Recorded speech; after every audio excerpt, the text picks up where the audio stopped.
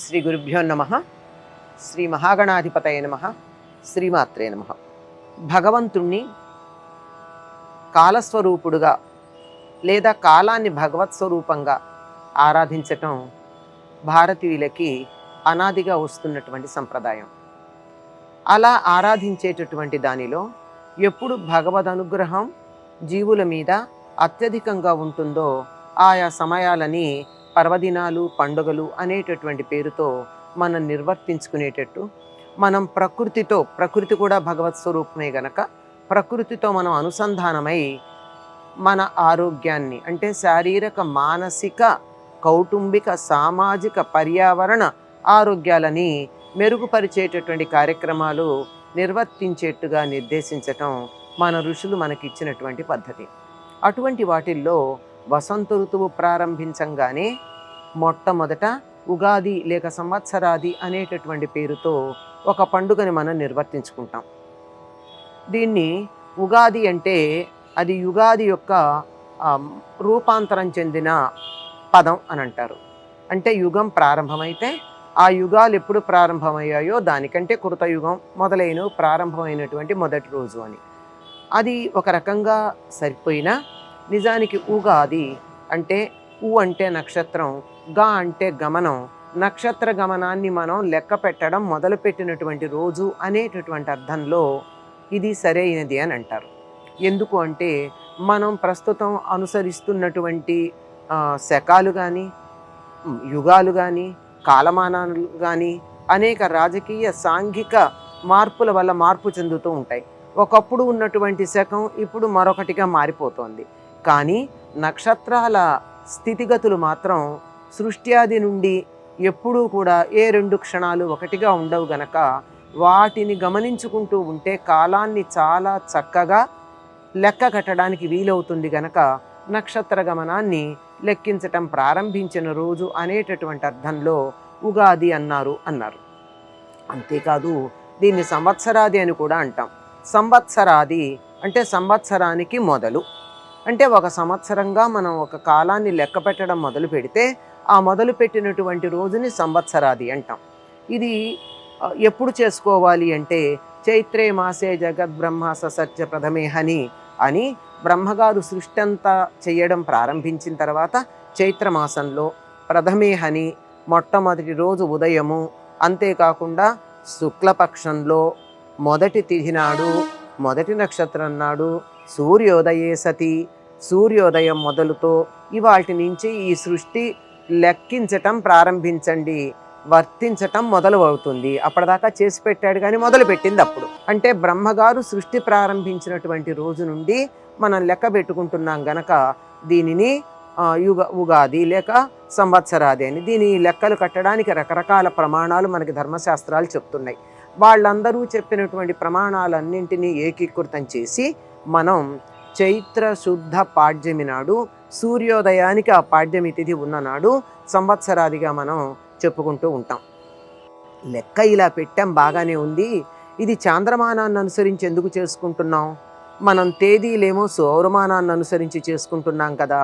ఒకరోజు గడిచింది అంటే సూర్యోదయం నుంచి మళ్ళీ మర్నాడు సూర్యోదయం దాకా ఉండే 24 గంటల్ని లెక్క కట్టుకుంటున్నాం. సంవత్సరానికి 365 1/3 రోజులు లెక్క పెట్టుకుంటున్నాం. మరి ఇదేమిటి ఇలా ఉంది అంటే ఇది చాంద్రమానం. చాంద్రమానం అంటే చంద్రుణ్ణి అనుసరించి మనం కాలాన్ని లెక్కగట్టే రోజు. చంద్రుణ్ణి అనుసరించి ఎందుకు లెక్కగట్టాలి? అందరూ ప్రపంచం సూర్యుడిని అనుసరించి లెక్కగడుతోంది కదా. మనం సౌరమానము పాటిస్తాం, చాంద్రమానము పాటిస్తాం. సౌరమానం పాటిస్తామనడానికి లెక్క మనం సంక్రాంతి పండగని సూర్యుడు ఉత్తరాయణానికి బయలుదేరినప్పుడు మకర రాశిలో ప్రవేశించింది, మకర సంక్రమణం అన్న పేరుతో చేస్తున్నాం. అలాగే దక్షిణాయనం చేస్తాం, ఆ తరువాత విషువులు చేస్తాం. ఇలాంటివన్నీ చేసుకుంటూనే ఉన్నాం. అంటే దీనికి దానికి మధ్య సమన్వయం చేస్తున్నాం. ఎందుకు అంటే చంద్రుడిని అనుసరించి ఈ భూమండలం మీద ఉన్నటువంటి పునరుత్పత్తి వ్యవస్థ అంతా సాగుతూ ఉంటుంది.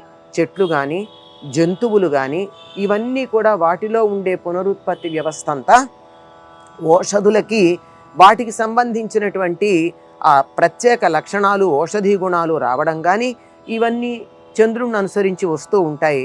మరి దాన్ని కూడా పరిగణనలోకి తీసుకోవాలి. పైగా ఇవాళ ఏ రోజు అంటే సూర్యోదయ సూర్యాస్తమయాలను అనుసరించి రోజు చెప్పగలం కానీ ఇది ఏ ఋతువు ఏ కాలం అని చెప్పాలంటే రాత్రి ఆకాశం చూస్తే చాలు. చంద్రుడు ఉన్నటువంటి స్థితి, నక్షత్రాలు వీటిని గమనిస్తే ఎప్పుడూ ఎన్నో రోజు జరిగిందో అంటే ఎవరినన్నా ఏ ఎడారిలో ఉన్నా పడేసి కొన్ని రోజుల పాటు రాత్రింబగళ్ళు తెలియని స్థితిలో ఉండి ఇవాళ ఏమిటి అంటే రాత్రి ఆకాశం చూస్తే చెప్పచ్చు. కనుక దాన్ని అనుసరించి కూడా మనం గమనించుకుంటూ ఉంటాం. అటువంటి చాంద్రమానాన్ని అనుసరించి ఇప్పటికీ కొన్ని కోట్ల సంవత్సరాలైంది ప్రస్తుతం ఉన్నటువంటి సృష్టి ప్రారంభమై. ఒక రకంగా చెప్పాలి అంటే మనం ప్రస్తుతం జరుపుకునేటటువంటి ఈ ఉగాది ఏదైతే ఉందో ఇది ఈ సృష్టికి పుట్టిన రోజు. మనమంతా సృష్టిలో భాగమే గనక మనందరికీ కూడా పుట్టినరోజు. మనతో పాటుగా సమస్తానికి, వాతావరణానికి, జంతువులకి, చెట్లకి, పుట్టలకి, భూమికి అన్నిటికీ పుట్టినరోజుగా దీన్ని జరుపుకుంటూ ఉంటాం. దీన్ని జరపడానికి ఎన్ని రోజులు ఎలా జరిగింది అనడానికి, సృష్టికి పుట్టినరోజు జరుపుకుంటున్నామంటే అది ఎప్పుడు పుట్టింది అనడానికి మన వాళ్ళు చాలా లెక్కలు చెప్పారు. ఎన్నో కోట్ల సంవత్సరాలు, 1,97,00,000 ఇంకా పైగానే చెప్తారు. అవన్నీ లెక్కలు చెబుతూ బ్రహ్మాయువులో ఉండేటటువంటి మన్వంతరాలలో ఉండే మహాయుగాల్లో ఉన్నటువంటి ప్రస్తుతం ఒక మహాయుగంలో ఉండే 4 కృత, త్రేత, ద్వాపర, కలియుగాలు. ఆ కలియుగంలో ప్రస్తుతం మనం ఉన్నటువంటిది చెప్పుకుంటూ ఉంటే ఏం చెప్పుకుంటామంటే వైవస్వత మన్వంతరే కలియుగే అని చెప్తూ ఈ కలియుగం ఎప్పటిది 28వ మహాయుగంలో ఉన్న కలియుగంలో అని చెప్పుకుంటూ మనం లెక్కలు చెప్పుకుంటూ వస్తాం. దాని ప్రకారంగా ఇప్పటికీ ఆ లెక్కల ప్రకారం సృష్టి ప్రారంభమయ్యి 1,55,52,195 కోట్ల 58,85,124 సంవత్సరాలు అయింది సృష్టి ప్రారంభమై. ప్రస్తుతం మనకున్నటువంటి 28వ మహాయుగంలో కలియుగం ప్రారంభమయ్యి 5,124 సంవత్సరాలు పూర్తయింది. ఆ పైన విక్రమార్క శకం లెక్క పెట్టుకుంటూ ఉంటే దాని ప్రకారం 2,080 సంవత్సరాలు అయింది. శాలివాహన శకాన్ని అనుసరించి 1945 సంవత్సరాలు అయింది. క్రీస్తు శకాన్ని అనుసరించి 2023 సంవత్సరాలు దాటి నడుస్తూ ఉన్నది. ఇట్లా రకరకాల కాలమానాలు ఉన్నప్పుడు శాస్త్రీయంగా సౌరమానాన్ని, చాంద్రమానాన్ని సమన్వయం చేసుకుంటూ మనకి కాలగణనాన్ని మన పెద్దలు అందించటం జరిగింది. ఆ రకంగా ఉన్నది ఎప్పుడూ కూడా కాలాన్ని లెక్క కట్టేటప్పుడన్నీ 60 సంఖ్యలో లెక్క కడుతూ ఉంటాం. నిమిషానికి 60 సెకండ్లు, 60 నిమిషాలైతే 1 గంట. అట్లాగే 60 ఏళ్ళు ఒక ఆవృత్తిగా చెప్పి ఈ 60 ఏళ్లలో ప్రతిదానికి ఒక పేరు ఇచ్చారు.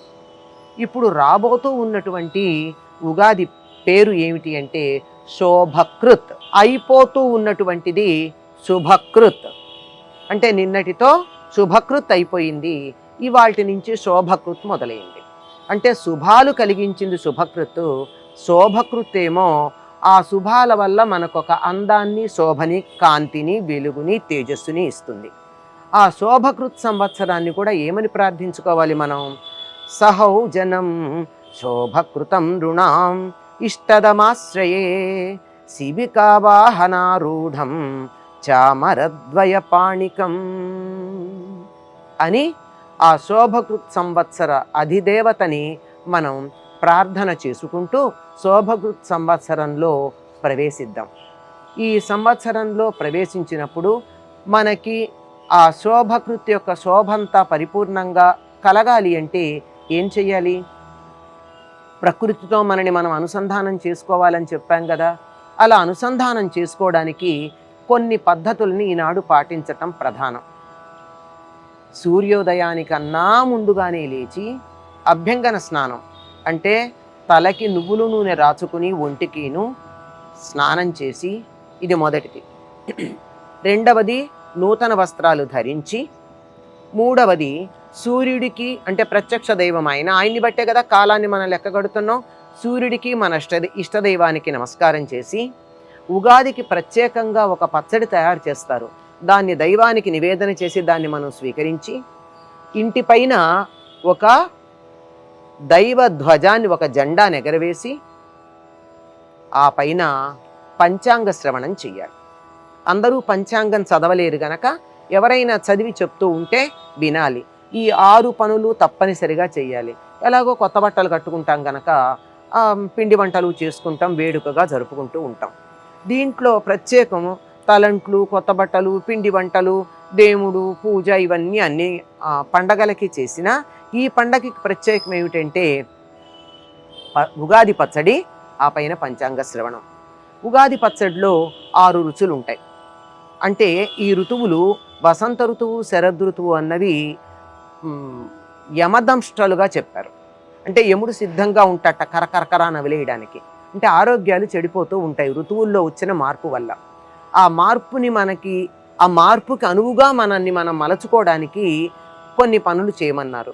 అందులో ఆయుర్వేదం ఏం చెప్పిందంటే నింబ పల్లవ భక్షణం అంది. అంటే వేప చిగుళ్ళు తినమని. మనం వేప చిగుళ్ళు తినం, పైగా 15 రోజులు తినమన్నారు. ఎర్ర రంగులో ఉండే వేప చిగుళ్ళు ఉగాది మొదలుపెట్టి 15 రోజులు కనుక తిన్నట్టయితే సంవత్సరం పాటు జలుబు, దగ్గు, జ్వరం మొదలైనవి రావట. మనం అవన్నీ చెయ్యలేము, ఇష్టపడరు. అందుకని వేప పూతని తీసుకొస్తారు. ఆ వేప పూతలో కొన్ని లక్షణాలు ఉంటాయి. ఇప్పటిదాకా కొత్త సంవత్సరం గనక ఏవి కొత్త పనులు మొదలు పెట్టకుండా ఉండి కొత్త బెల్లం తీపికి, కొత్త చింతపండు పులుపుకి, ఈ వేప పువ్వు చేదుకి, మామిడి పిందలు, ఆ మామిడి పిందలు పైన ఉన్నటువంటి చెక్కుతో తీసుకోవాలి. అంటే జీడి లోపలుండి పైన చెక్కు ఉంటుంది. అది వగరుకి, ఆ పైన చేదుకి, ఆ పైన కారానికి మిరియాలు, వీటన్నిటికీ రుచి కలగడానికి సైంధవ లవణం, ఇవన్నీ కలిపి మన శరీరానికి సరిపోయినటువంటి ఆరోగ్యాన్ని కలిగించే పదార్థాన్ని తయారు చేస్తాం. ఈ 6ంటికి ప్రత్యేక లక్షణాలు ఉన్నాయండి. అదొక ప్రత్యేక విషయం ఆయుర్వేద శాస్త్రంలో చెప్తారు. కనుక ఇవన్నీ కలిపి అనుపానంగా ఉండడానికి కొంచెం ఆవు నెయ్యి వేసి దీన్ని దైవానికి నివేదన చేసి ఈ ఉగాది పచ్చడి తీసుకుంటాం. ఆరోగ్యకరంగా ఉంటుంది. ఆ పైన పంచాంగ శ్రవణం. తిథి, వార, నక్షత్ర, యోగ, కరణాలని పంచాంగములు అంటారు. అంటే ఒక క్షణం ఉంది అంటే, ఒక నిమిషం గడిచిందంటే ప్రతి సమయానికి 5 ఉంటాయి. ఇవాళ ఏం తిథి, ఏం వారం, ఏం నక్షత్రం, ఏమి యోగం, ఏమి కరణం, ఇవన్నీ తెలుసుకుంటే మనం పనులు చేయడం చాలా తేలిక. ఎందుకు చెయ్యాలండి అంటే మనం తూర్పు వైపుకు వెళ్ళాలి అంటే సాయంకాలం గనక తూర్పు వైపుకు వెళ్ళినట్టయితే ఎండ మొహానికి కొట్టకుండా వీపుకు తగులుతుంది. అదే పశ్చిమానికి వెళ్ళాలనుకోండి, సూర్యోదయ సమయంలో గనక బయలుదేరినట్టయితే కళ్ళల్లో ఎండ పడకుండా వీపుకి ఎండ తగులుతుంది. సుఖంగా ప్రయాణం చేస్తాం. అంత తేలిక అనమాట. ఈ కాలానికి ఉన్న లక్షణాలు ఎందుకు తెలుసుకోవాలంటే ఏ సమయంలో చేస్తే మనకి పని అనుకూలంగా జరుగుతుంది అని. దీంతో పాటుగా పంచాంగ శ్రవణం మనం చేసేటప్పుడు పంచాంగం చెప్పేటటువంటి పెద్దలు ఈ సంవత్సర ఫలితాలు చెప్తారు.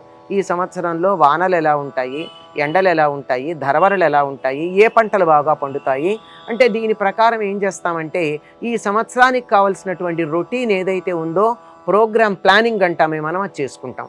ఎర్రని ధాన్యం బాగుంటుంది అంటే కందులేస్తారు, నల్ల ధాన్యం బాగుంటుంది అంటే మినుములేస్తారు. ఈ ఏడాది ఎర్రధాన్యం పండదు అన్నారనుకోండి, కంది పంట వేరెవరును. ఏది అనుకూలంగా ఉంటుందో వ్యవసాయదారులు కానీ, పనులు చేసుకునేటటువంటి వాళ్ళు కానీ, అలాగే పుష్కరాలు, అధిక మాసాలు ఇట్లాంటివన్నీ చెప్పడం ఉంటుంది. అంటే ఒక్క సంవత్సరానికి సరిపడినటువంటి కుటుంబ సామాజిక ప్రణాళిక వేసుకోవడానికి ఈ పంచాంగ శ్రవణం సహకరిస్తుంది. కనుక ఈ విధంగా పంచాంగాన్ని వినడం ఇవాళ తప్పనిసరిగా చేయవలసినటువంటి కార్యక్రమంగా చెప్తారు.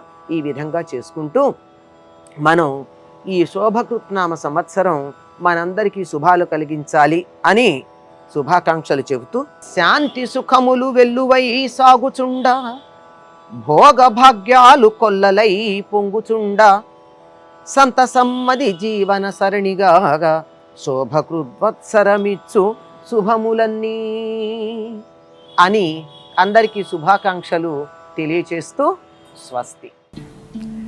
ఓం శ్రీ గురుభ్యో నమః. భగవత్ స్వరూపమైనటువంటి కాలాన్ని ఆరాధించే పద్ధతుల్లో ఏనాడు అంతరిక్షంలో, ఖగోళంలో ఏం జరుగుతోందో గమనించి తదనుగుణంగా మన జీవితాన్ని మలచుకోవడం అన్నది ఒక పద్ధతి.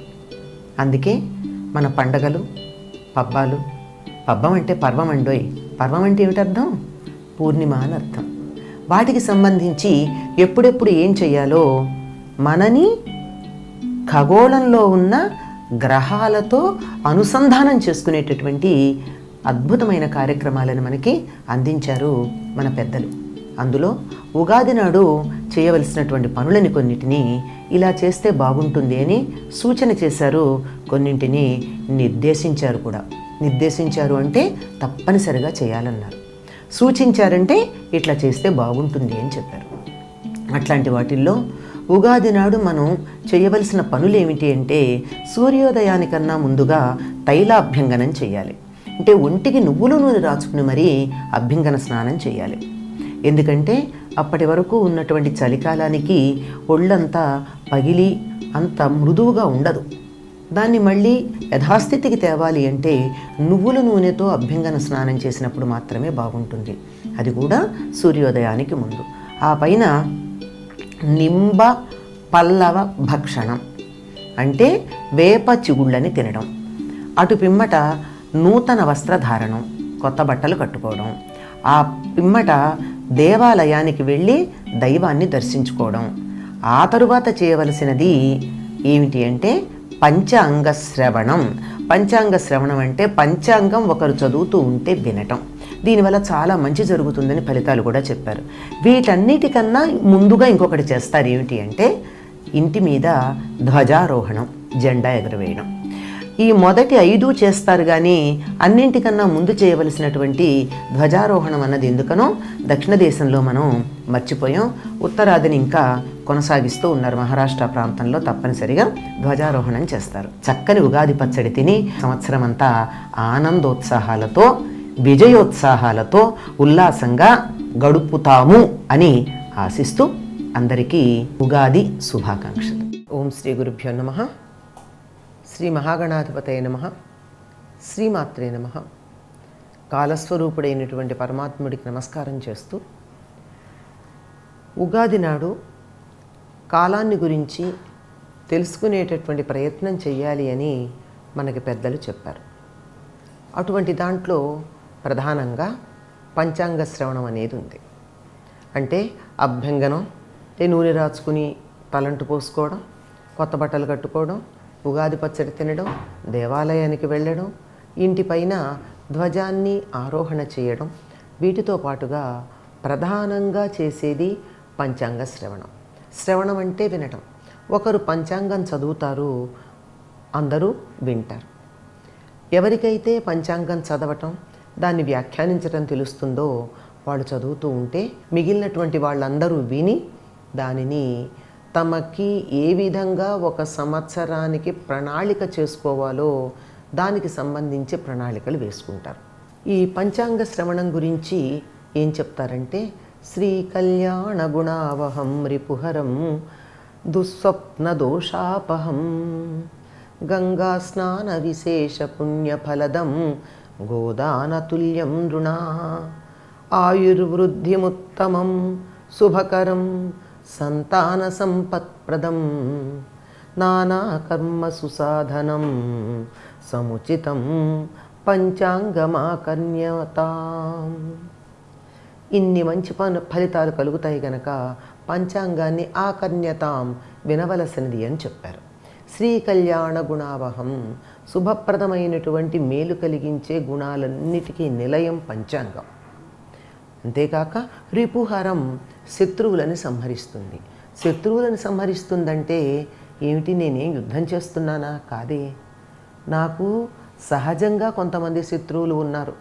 పుట్టుకతో లేరు, పుట్టాక వచ్చి చేరారు, మిత్రుల్లాగా వచ్చి చేరారు, నా నాశానికి కారణమవుతున్నారు. అందరికీనండి ఇది. ఎవరు వాళ్ళు అంటే కామ, క్రోధ, లోభ, మోహ, మద, మాత్సర్యాలు. వీటి వల్లే కదా మనిషి అధపాతాళానికి పోతూ ఉండేది. ఇటువంటి శత్రువులని పోగొట్టేటటువంటిది దుస్వప్న దోషాపహం. చెడు కలలు వస్తే, అంటే పీడ కలలు అంటామే, ఏ కలలు వస్తే ఫలితాలు చెడుగా ఉంటాయనుకుంటామో అటువంటి దోషాలన్నింటినీ పోగొట్టేటటువంటిది. గంగా స్నాన విశేష పుణ్యఫలదం. గంగా స్నానం చేసినప్పుడు వచ్చేటటువంటి ప్రత్యేక పుణ్యాన్ని ఇచ్చేది. అంటే నిత్యం గంగలో స్నానం చేసే పద్ధతే ఉన్నవాళ్ళు ఉన్నారు. గంగా తీరంలో ఉండే వాళ్ళందరూ ప్రతిరోజు గంగలోనే స్నానం చేస్తారు.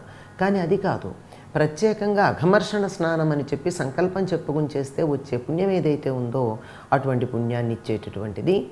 గోదాన తుల్యం నృణ. గోదానం చేస్తే ఎంతటి పుణ్యం వస్తుందో అంతటి పుణ్యాన్ని కలిగించేటటువంటిది. ఆయుర్వృద్ధి ఉత్తమం. ఆయుష్ని చక్కగా పెంపొందింపచేసేది, శ్రేష్టమైనటువంటిది, శుభాలను కలిగించేటటువంటిది. సంతాన సంపత్ప్రదం. సంతానము అనే సంపదని, సంతానానికి సంపదని ఇచ్చేటటువంటిది. సంతానం ఉంది కదా నాకు మళ్ళీ ఇంకా ఏం కావాలని కాదండి. సంతానం ఉన్నంత మాత్రాన అది సంపదలా ఉందా అందరికీనూ? కాదు కదా. ఈ పిల్లలు లేకుండా ఉంటే బాగుండనుకునేటటువంటి వాళ్ళు లోకంలో చాలామంది ఉన్నారు. అట్లా కాకుండా ఈ సంతానమే తమకి సంపదగా అనేటట్టుగా చేయగలిగేది. అంతేకాక సంతానానికి కూడా సంపదని ఇవ్వగలిగినటువంటిది. అంతేకాక నానా కర్మసు సాధనం. అనేక పనులు చేయడానికి సాధనమైనటువంటిది. సముచితం, చక్కగా తగినటువంటిది. అటువంటి పంచాంగాన్ని వినవలసినది అని. అంటే ప్రతిరోజు కూడా దీన్ని వినే పద్ధతి పూర్వకాలం ఉండేది. రాజుల దగ్గర ఇప్పటికీ దేవాలయాల్లోనూ ప్రతిరోజు పంచాంగ శ్రవణం చేసి ఈనాటి తిథి వార నక్షత్ర యోగ కరణాల గురించి తెలియచెప్తూ ఉంటారు. దానివల్ల అన్ని రకాలైనటువంటి మేలు కలుగుతుంది అని. ఇప్పుడు ప్రతిరోజు అవన్నీ చెప్పుకోకపోయినా సంవత్సరానికి ఒకరోజైనా చెప్పుకుని వీలైతే తర్వాత దీన్ని కొనసాగించితే మంచిది అని చెప్తారు. ఇంతకీ పంచాంగం అంటే ఏమిటి? దీనివల్ల ఇన్ని ఫలితాలు ఉంటున్నాయన్నాం కదా. అంటే తిథి వార నక్షత్ర యోగ కరణాలు, ఈ 5 ప్రతిరోజు మనం తెలుసుకోవాల్సి ఉంది. అందులో తిథి అంటే చాంద్రమానాన్ని అనుసరించి చంద్రుడి యొక్క కళలు ఏ విధంగా ఉన్నాయని తెలియచెప్పేది. పాడ్యమి నుండి అమావాస్య, మళ్ళీ పాడ్యమి నుండి పూర్ణిమ ఉండేటటువంటి ఈ 30 చంద్ర కళలకి సంబంధించిన వివరాలతో ఉండేటటువంటివి తిథులు. దానివల్ల ఏం జరుగుతుంది అంటే తిథి వల్ల తిథేశ్చ శ్రియమాప్నోతి. తిథి వల్ల, తిథి తెలుసుకోవడం వల్ల శ్రేయస్సు కలుగుతుంది, మంచి కలుగుతుంది. వారాత్ ఆయుష్యవర్ధనం. వారం తెలుసుకోవడం వల్ల ఆయువు పెరుగుతుంది. ఈ వారం ఎలా ఉంటుంది? సూర్యోదయ సమయానికి హోర అని మనకి సంస్కృతంలో చెప్తారు, అవర్ అని ఆంగ్లంలో అంటారు. దరిదాపుల్లో స్వల్పమైన భేదంతో రెండు ఒకటే అర్థం కలిగి ఉంటాయి. సూర్యోదయ సమయానికి ఏ గ్రహం యొక్క ప్రాబల్యం భూమి మీద ఉంటుందో తత్సంబంధమైనటువంటి రోజుని ఆ పేరుతో పిలుస్తారు. ప్రపంచవ్యాప్తంగా అన్ని సంస్కృతుల్లోనూ అన్ని భాషల్లోనూ కూడా ఈ సమానంగానే మనకి పేర్లు కనపడతాయి. ఉదాహరణకి సన్ డే అని ఆంగ్లంలో సూర్యుడికి సంబంధించిన వారం అంటే మనం సంస్కృతంలో భానువారం అంటున్నాం. అంటే భానుడు అంటే సూర్యుడే. అలాగే మూన్ డే, అదే మండే సోమవారం, సోముడు అంటే చంద్రుడు. మళ్ళీ బాగా తెలియడానికి సాటర్న్ డే, శనికి సంబంధించిన రోజు, అదే శనివారం. అంటే ఆయా గ్రహాలకి అధికమైనటువంటి ఆయా గ్రహాల యొక్క ప్రాబల్యం అధికంగా ఉండేటటువంటి రోజు. అది గనక తెలుసుకున్నట్టయితే ఆయువు బాగా పెరుగుతుంది అని చెప్తున్నారు. నక్షత్రాత్ హరతే పాపం. నక్షత్రం తెలుసుకున్నట్టయితే పాపాలు హరిస్తాయి. ఎందుకనంటే నక్షత్రం ఎందుకు తెలుసుకోవాలండి? తేదీ తెలుసు సౌరమానాన్ని అనుసరించి, అలాగే చాంద్రమానాన్ని అనుసరించి తిథి తెలుసు. నక్షత్రం ఎందుకు అంటే నక్షత్రాల యొక్క స్థానం సృష్టి ప్రారంభం నుంచి అయ్యేదాకా ఏ 2 క్షణాలు ఒకటిగా ఉండదు. పూర్వకాలంలో ఏ సంఘటన ఎప్పుడు జరిగింది అని లెక్క కట్టడానికి నక్షత్రాల యొక్క స్థితిగతులే మనకి ఆధారం అవుతూ ఉంటాయి.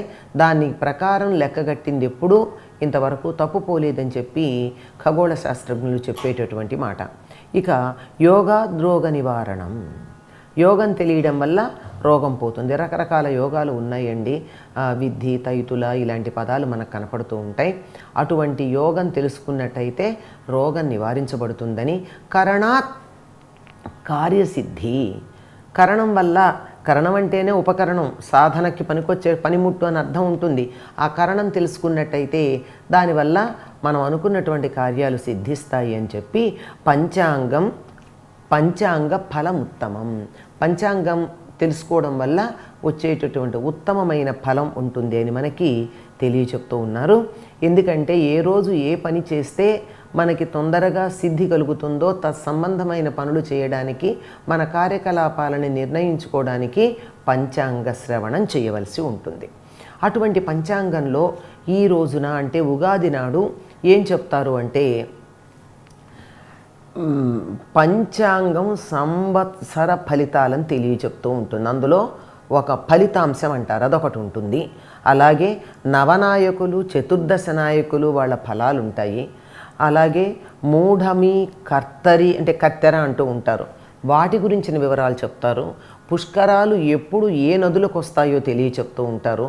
అంతేకాకుండా రాజపూజ్య అవమానాలు, ఆదాయ కందాయ ఫలాలు ఇలాంటివన్నీ చెప్పి సంవత్సర ఫలితాలు కూడా చెప్తూ ఉంటారు. సంవత్సర పురుషుడు ఎలా ఉంటాడు, అతడి వాహనం ఏమిటి ఇత్యాది వివరాలన్నీ కూడా తెలియచెప్తారు. ఇవన్నీ తెలుసుకుంటే మనం చేయగలిగింది ఏముంది, దీనివల్ల ప్రయోజనం ఏమిటి, ఇవి తెలుసుకుంటే మనకి పుణ్యం వస్తుందన్నారు, కార్యసిద్ధి కలుగుతుందన్నారు. ఎట్లా కలుగుతుంది, వింటే అయిపోతుందా? కాదండి. విన్నటువంటి దానిని ఒక సంవత్సరం మనం ప్రణాళిక వేసుకోవడానికి అనుకూలంగా మలుచుకుంటే సరిపోతుంది.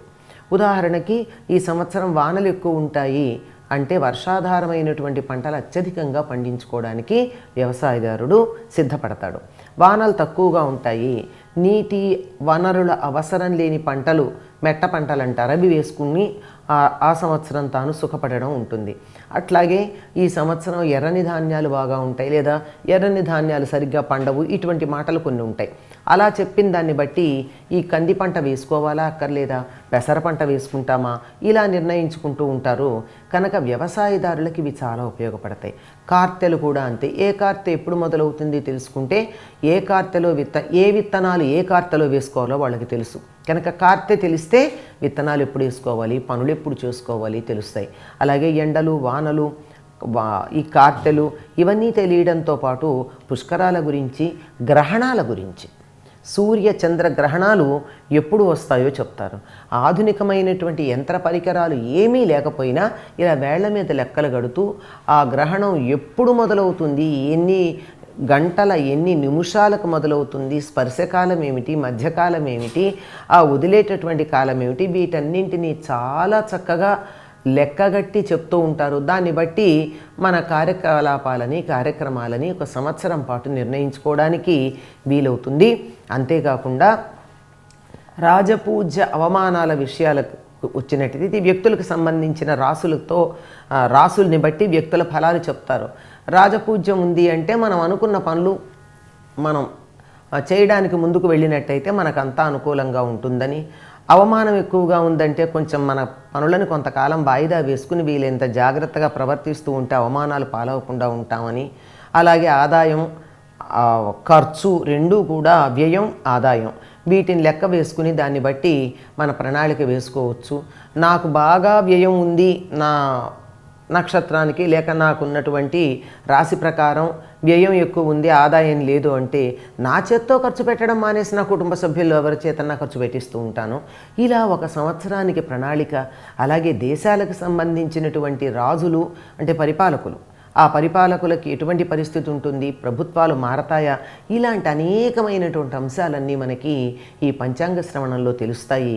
ఇవి తెలుసుకున్నట్టయితే ఒక సంవత్సరానికి మనం ప్రణాళిక వేసుకోవడానికి అనుకూలంగా ఉంటుంది. గనక కాలగణనంలో అతి సూక్ష్మమైనటువంటి తక్కువ ప్రమాణంతో లెక్క కట్టుకోవడానికి చిన్న ప్రమాణంగా తీసుకునేటటువంటి సంవత్సరం గనక సంవత్సర ప్రణాళికను మనం వేసుకోవడానికి నిజానికి ఏ రోజుకు ఆ రోజు కూడా వేసుకోవచ్చు, కానీ సంవత్సరానికి ఒకసారి వేసుకున్నట్టయితే చాలా బాగుంటుందని పంచాంగ శ్రవణం చేయమన్నారు.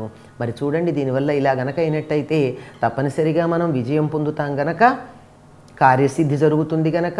ఇంకొక మాట కూడా చెప్పారు, ఏమంటే ఎవరైతే పంచాంగ శ్రవణం చేస్తారో వారికి ఉన్నటువంటి గ్రహదోషాలు, దుస్వప్నం వల్ల వచ్చినటువంటి దుష్ఫలితాలు ఇలాంటివన్నీ కూడా పంచాంగ శ్రవణంతో పరిహారం అయిపోయి అన్ని శుభాలు కలుగుతాయి అని చెప్పడం జరిగింది. గనక ఉగాది నాడు పంచాంగ శ్రవణ కార్యక్రమాన్ని తప్పనిసరిగా మనం చేసి సత్ఫలితాలు పొందుదాం.